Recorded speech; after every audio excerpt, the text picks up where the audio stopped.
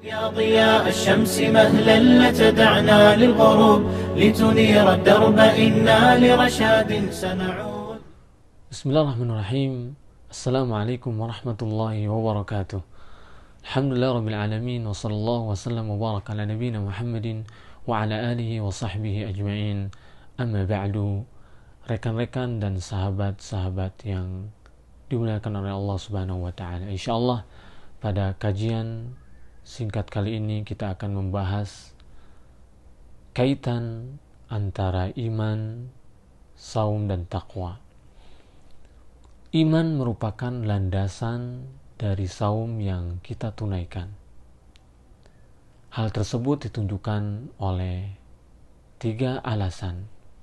Yang pertama, Allah Subhanahu wa taala hanya menyeru orang-orang yang beriman. Dan Allah Subhanahu wa taala hanya mewajibkan saum kepada mereka. Dalam ayat saum Al-Baqarah 183, Allah Subhanahu wa taala berfirman, "Ya ayyuhalladzina amanu kutiba alaikumusshiyam." Wahai orang-orang yang beriman, telah diwajibkan atas kalian saum atau puasa. Dari ayat tersebut bisa kita petik beberapa faedah. Yang pertama, bahwa iman adalah syarat diwajibkannya saum. Oleh karena itu orang-orang kafir tidak wajib menunaikan saum. Kemudian faedah yang lain, bahwa baik atau tidaknya saum yang kita tunaikan itu tergantung pada baik atau tidaknya iman kita. Sehingga sebagaimana iman di antara kita bertingkat-tingkat, begitu juga saum yang ditunaikan di antara kita bertingkat-tingkat kualitasnya. Semuanya tergantung pada kualitas iman yang ada dalam hati kita. Alasan kedua, Rasulullah SAW bersabda dalam hadis yang sahih, "Man shama Ramadhana imanan wa ihtisaban ghufira lahu ma taqaddama min dzambih." Barang siapa yang saum karena dilandasi keimanan dan keikhlasan, hanya memohon kepada Allah pahala saja, maka akan diampuni dosa-dosa sebelumnya. Dalam hadis ini Rasulullah SAW menyebutkan 2 syarat agar saum kita berbuah ampunan. Syarat yang pertama adalah keimanan, dan yang kedua adalah keikhlasan. Dan syarat keimanan adalah yang pertama, karena keikhlasan tidak akan bisa diwujudkan tanpa keimanan. Sempurna atau tidaknya keikhlasan tersebut tergantung keimanan kita. Oleh karenanya, barang siapa yang mewujudkan 2 syarat ini, maka insya Allah saumnya akan berbuah ampunan.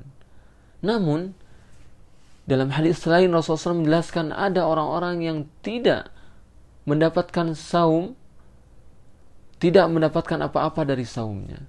Artinya saumnya tidak berbuah ampunan. Saumnya hanya berbuah lapar dan dahaga. Rasulullah SAW bersabda, "Man lam yada' qawla az-zur wal 'amala bihi falaysa lillahi hajatun fi ayyada'a ta'amahu wa syarabahu." Mengapa bisa ada yang saum tapi hanya mendapatkan lapar dan dahaga? Ya, karena saum yang ditunaikan tidak dilandasi oleh keimanan dan keikhlasan, sehingga keadaan dia ketika saum, akhlak dia ketika saum, ibadah dia ketika saum sama seperti ketika dia tidak saum, lalai dalam ibadah, bermaksiat kepada Allah. Oleh karenanya, iman sangat erat kaitannya dengan saum. Kemudian alasan yang ketiga, saum disyariatkan oleh Allah Subhanahu wa taala di fase Madinah. Oleh karena itu surat Al-Baqarah 183 ayat saum tersebut adalah ayat madaniyah, yaitu yang diturunkan setelah hijrah. Sedangkan fase Makkah adalah fase penanaman keimanan, fase penanaman akidah. Ketika akidah dan iman sudah baik, baru Allah Subhanahu wa taala mensyariatkan ibadah-ibadah. Apa hikmahnya? Agar ibadah yang diwajibkan dapat ditunaikan dengan baik. Karena ibadah itu tidak bisa ditunaikan dengan baik kecuali ketika iman kita sudah baik. Begitu juga dengan ibadah saum ini.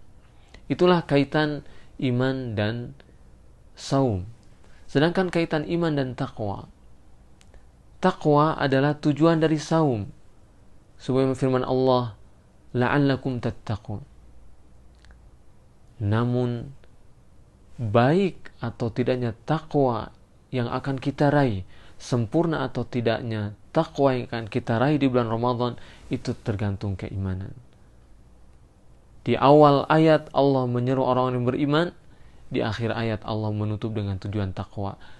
Seperti ada isyarat bahwa takwa yang akan kalian raih itu tergantung keimanan kalian.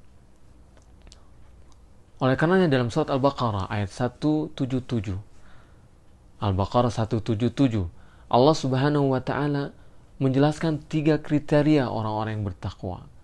Yang pertama kriteria keimanan, yang kedua kriteria ibadah, yang ketiga kriteria akhlak. Artinya orang yang bertakwa itu orang yang imannya baik, orang yang ibadahnya baik, dan orang yang akhlaknya baik. Ulaika alladzina shadaqu wa ulaika humul muttaqun. Mereka orang yang benar dan orang-orang yang bertakwa dengan sebenar-benarnya. Dan kriteria iman adalah kriteria yang pertama. Karena imanlah yang akan melandasi ibadah dan imanlah yang akan melandasi akhlak. Mudah-mudahan Allah Subhanahu wa taala memberikan taufik dan hidayah kepada kita sekalian. Demikianlah kaitan antara iman, saum, dan takwa. Mudah-mudahan ada manfaatnya dan mohon maaf atas segala kekurangan. Wassallallahu wasallam ala nabiyina Muhammadin wa ala alihi wa sahbihi ajma'in. Wassalamualaikum warahmatullahi wabarakatuh.